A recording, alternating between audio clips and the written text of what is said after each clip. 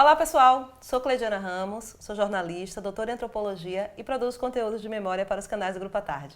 Eu sou Priscila Dória, jornalista e repórter do Grupo à Tarde. Nós estamos aqui na sessão Senta que Temos História do Projeto REC. Depois dos especiais do bicentenário da independência do Brasil na Bahia, o REC está hoje voltando à sua forma original. E hoje a gente está aqui para receber, na verdade, a gente recebe nessa sessão especialistas das mais variadas áreas do conhecimento e hoje a gente está aqui com a professora Jamile Borges, mas ela vai se apresentar melhor. Tudo bem, professora Jamile? Tudo bem, olá, como vai? Eu sou Jamile Borges, sou antropóloga, fiz um mestrado em educação, doutorado em estudos étnicos africanos, sou professora da Universidade Federal da Bahia e estou recém-eleita coordenadora do Centro de Estudos Afro-Orientais. Professora Jamile, o CEAL vai fazer 65 anos, em 2024, e a senhora é a terceira diretora, quer dizer, a terceira mulher a assumir a direção do CEAL, e teve uma peculiaridade, Dessa vez foi uma consulta à comunidade discente, à comunidade docente também, à comunidade civil, que só mostra a importância do CEAL. Então, quais são os seus principais planos de ação para essa gestão tão especial?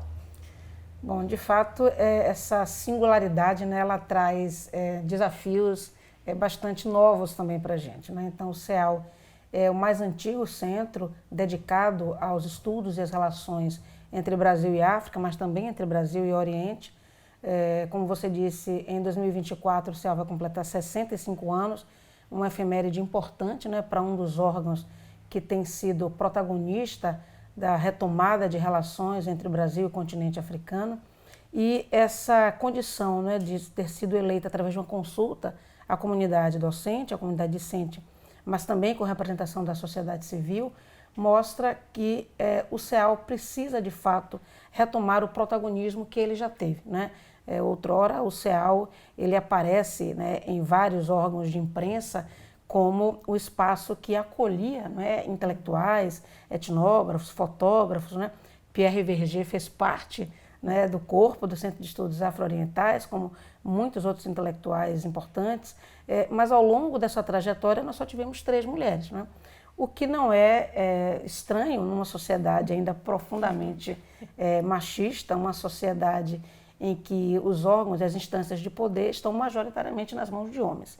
O CEAL consegue esse protagonismo e essa façanha de ter tido muitos homens negros à frente da sua gestão, e agora eu assumo esse desafio de tentar reposicionar o CEAL num espaço em que ele possa voltar a acolher a circulação de pessoas, de homens, de mulheres, de lideranças das casas de santo, de lideranças intelectuais, de lideranças desse chamado sul global. E, de fato, a gente imagina que esse diálogo, sobretudo com as instituições de memória, possa nos ajudar a voltar a protagonizar esses espaços e produzir exposições temporárias, exposições permanentes. O CEAL abriga uma das revistas mais importantes, que é a revista Afroásia, uma revista hoje muito bem qualificada, é uma revista A1 na área de História e Antropologia, uma revista que tem altos índices de download dos seus artigos em universidades nos Estados Unidos, mas também em universidades na Europa e universidades que têm trânsito com esse tema das relações raciais, da escravidão, do tráfico transatlântico. A revista Afroásia é um pilar importante da sobrevivência do CEAL, então a gente também quer valorizar a revista Afroásia.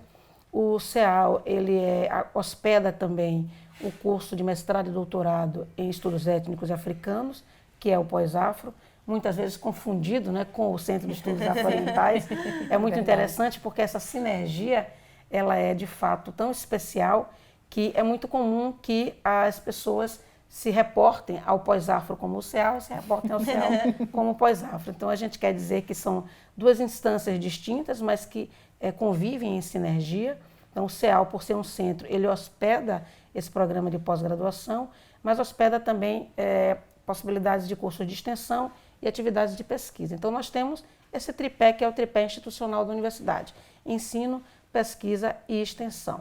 E na extensão a gente tem ofertado, ao longo desses anos, muitos cursos de Yorubá, cursos de Mandarim, exibição de filmes japoneses, exibições de filmes relacionados a esses temas, que são temas caros para nós.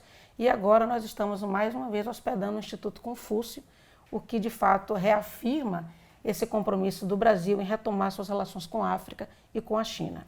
Suas antecessoras foram a professora Ieda Pessoa de Castro e a professora Paula Barreto, não é isso? As Isso. três mulheres. Professora Ieda e professora Paula, duas mulheres que em contextos distintos também tiveram, né, um papel central em reposicionar o CEAL em circunstâncias distintas, né? O CEAL viveu esses últimos anos uma espécie de, eu chamo de uma espécie de limbo institucional, dada a sua configuração de ser um órgão complementar. Muitas vezes se pediu para que o CEAL tivesse cursos de graduação. A gente entende que por várias contingências políticas e administrativas isso não foi possível, mas o ensino ele permanece na condição do ensino de pós-graduação e nós entendemos que, quem sabe, nos próximos anos, né, o CEAL possa espelhar ainda mais os anseios de uma sociedade que quer se ver mais representada, né? O bicentenário da independência provou isso, né? Nacionalmente e internacionalmente, nós temos, né, uma sociedade, uma grande parcela da sociedade que quer se ver representada. Quais são as características do CEAL dentro da estrutura da UFBA? Bom, então, o CEAL é um órgão complementar, o que significa dizer que ele está hierarquicamente ligado à Faculdade de Filosofia e Ciências Humanas, à congregação da Faculdade de Filosofia e Ciências Humanas, e, portanto, ele tem também agora, né, houve uma mudança no seu regimento. Isso é uma coisa muito importante, porque essa congregação, mas também os representantes, né, tanto do Pós-África, esse programa de pós-graduação, quanto, né, dos órgãos, né, que trabalham ali dentro do CEAL, já vinham há algum tempo demandando uma reorganização e uma atualização também do seu regimento. Então foi criado um conselho científico e um conselho deliberativo. O CEAL, há alguns anos, ele adotou a criação de um edital chamado ProCEAL, através, na época da gestão do professor João Carlos Salles, que era uma tentativa, inclusive, de atrair mais pesquisadores para o centro. Então, através do edital ProCEAL, nós começamos a credenciar, né? O centro credenciou vários pesquisadores e pesquisadoras de diferentes unidades, diferentes universidades, e parte desses professores compõe, então, esse conselho científico. E o conselho deliberativo, que ele é composto por representações de docentes dessa congregação da Faculdade de Filosofia e Ciências Humanas, por representação discente, por representação desse corpo de pesquisadores credenciados ao centro e por uma representação da sociedade civil, que é a promotora, né, Lívia Santana Vaz. Então, esse conselho deliberativo, então, acolheu inscrições de chapas e depois apresentou uma lista tríplice para a congregação da faculdade e para a reitoria. Então, dessa lista, então, eu fui eleita para esse biênio que começa hoje, 3 de julho, uma data bastante significativa, então estamos aqui hoje, né, de 3 de julho de 2023 a julho de 2025. A senhora até tinha mencionado anteriormente que o CEAL abriga o Pós-Afro, né? Então é um programa de pós-graduação em estudos étnicos e africanos. Então hoje quais as principais linhas, né, mais, digamos assim, mais intensas de atuação do programa, né, que é mestrado e doutorado? Isso. Inclusive eu sou egressa do mestrado do Pós-Afro. O Pós-Afro foi criado em 2005, né? Então ele foi também o primeiro programa de mestrado e doutorado a tratar dos temas relacionados aos estudos étnicos e aos estudos africanos. Então nós temos 2 linhas de pesquisa. Eu fui coordenadora do Pós-Afro também de 2015 a 2017. E nós temos então essas 2 linhas, mas essas 2 linhas funcionam como uma espécie de guarda-chuva. Na linha de estudos étnicos, a gente tem uma série de subtemas que envolve pensar as questões da etnicidade, as questões das relações raciais, as questões ligadas à intolerância religiosa, aos estudos de comunidades quilombolas, aos estudos ligados, né, às matrizes afro-brasileiras e às matrizes afrodiaspóricas. E, do outro lado, a linha de estudos africanos, que envolve pensar desde o tráfico e a circulação de temas ligados ao tráfico transatlântico, até pensar a África contemporânea.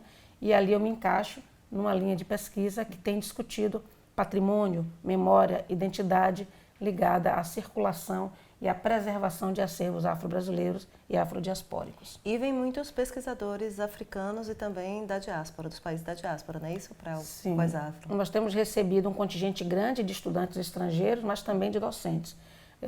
em torno daqueles editais de mobilidade. Nós temos recebido muitos estudantes, sobretudo estudantes dos chamados países, né, da língua portuguesa, então estudantes cabo-verdianos, guineenses, São Tomé e Príncipe, estudantes do Timor-Leste, estudantes de Angola, e por outro lado também nós temos tido a vinda, né, de professores, tanto para atuar como professores visitantes, mas também realizando pesquisas em nosso acervo. O CEAL dispõe da biblioteca, que é uma das bibliotecas mais importantes, né, um dos acervos fundamentais, eu diria, da América, né, das Américas, em torno dos temas das relações africanas, das relações raciais. Então, a biblioteca ela é uma espinha dorsal também da existência do centro, né? Então, pensar memória não seria possível na Bahia sem a existência da Biblioteca do Centro de Estudos Afro-Orientais, né? É uma biblioteca que tem sido um aporte fundamental para inúmeras pesquisas, né, que aparecem, por exemplo, naquele grande projeto, que foi o projeto Unesco, que congregou, né, juntou uma centena de intelectuais para pensar as relações raciais na Bahia, as relações raciais no Brasil. Então, a Biblioteca do Centro de Estudos Afro-Orientais é uma biblioteca aberta à visitação da comunidade, e eu acho que é importante que a sociedade, né, se aproprie, né, desses saberes, desse acervo, que é um acervo público que merece e precisa ser valorizado e visibilizado. Você tinha perguntado sobre o plano de gestão. A recuperação da nossa biblioteca e do nosso acervo faz parte desse plano prioritário. Nós não conseguiremos legar, né, para as próximas gerações Sim. parte desse esforço que tem sido feito ao longo desses 64 anos de existência, se não conseguirmos assegurar a sobrevivência da memória do Centro de Estudos Afro-Orientais, que é parte desse esforço que vocês fazem aqui também. E como tem sido assim para você nesses anos, você lá do Pós-Afro, agora como diretora do CEAL, ver esse aumento do interesse de estudantes e de professores daqui e de fora em embarcar nessas pesquisas, né? em voltar essas memórias e produzir mais conteúdo? Eu acho que a gente vive um momento bastante singular, né, no trato com as memórias. O Brasil sempre foi acusado de ser um país sem memória, o que é uma contradição e um paradoxo, porque se você vai ao portal do IBRAM, Instituto Brasileiro de Museus, nós somos um dos países que mais criou, Sim. fabricou museus presenciais e museus digitais. Então isso contraria esse senso comum de que nós somos um país sem memória, né? Nós somos um país que tem uma memória forte e cada vez mais se habilita, né, a buscar o reconhecimento dessas memórias, muitas delas silenciadas por uma sociedade, como eu disse, uma sociedade ainda profundamente branca e eurocêntrica. Agora é preciso fazer menção ao esforço dos movimentos sociais, ao esforço do movimento negro.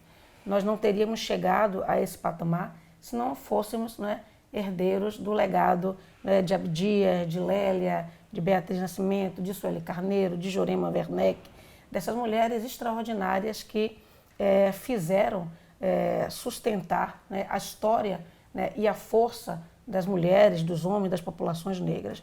As políticas de ação afirmativa, muito tardiamente adotadas no Brasil, muito tardiamente adotadas nas nossas universidades, são o resultado dessas lutas emblemáticas, né? Nós, só depois da Constituinte e da redemocratização, passamos a falar mais explicitamente disso e ainda assim, só recentemente isso foi adotado.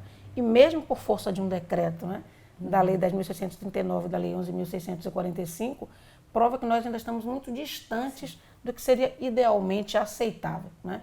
Nas nossas escolas, nas universidades, nos concursos públicos. Nós ainda enfrentamos essa luta pela permanência, né, pelo acesso, ingresso e permanência dessas populações, não só nas universidades, mas em cargos importantes de representatividade, né? Então, eu entendo que hoje, se o CEAL, como esse centro que hospeda ensino, pesquisa e extensão, dedicada à discussão sobre esses temas, e o Pós-Afro como um programa de pós-graduação, é um sinal de que essas lutas, né, elas ainda permanecem e os nossos trabalhos de tese e dissertações e os nossos egressos e egressas, né, estando hoje em posições de reitores e reitoras, de coordenadores, né, de coordenadores de núcleos de estudos afro-brasileiros, os NEABIs, que têm se espalhado pelo Brasil afora, né, prova que a existência do CEAL e do Pós-Afro, ela precisa de fato ser salvaguardada e precisamos de muito mais investimento, né? Não apenas investimento do ponto de vista administrativo, investimento político, mas também investimento orçamentário. nós contamos com um dos menores orçamentos institucionais e, obviamente, a gente sabe que isso tem a ver com o resultado desses últimos 4 anos que nós vivenciamos, de esgotamento das nossas universidades, de sucateamento das universidades, mas, de fato, isso prova que nós podemos ofertar ainda muito mais à sociedade. Nós oferecemos não apenas um espaço de reflexão teórica, mas também um espaço de ação política. Nós conversamos, estamos abertos ao diálogo com as representações das lideranças comunitárias, com representações das lideranças dos movimentos negros, dos movimentos de base, dos movimentos de terreiro. O CEAL abrigou por muitos anos o encontro das religiões de matrizes afro, encontros de intelectuais quilombolas, hoje abertos também à discussão de gênero. Hoje nós temos também colegas que trabalham com essa interseccionalidade gênero, raça, classe, pensando também o abrigo das demandas das populações LGBTQIA+. Então eu acho que esse desafio só cresce, como cresce na mesma medida o nosso desejo de que o CEAL possa ser, de fato, o grande protagonista da nossa universidade nos próximos anos.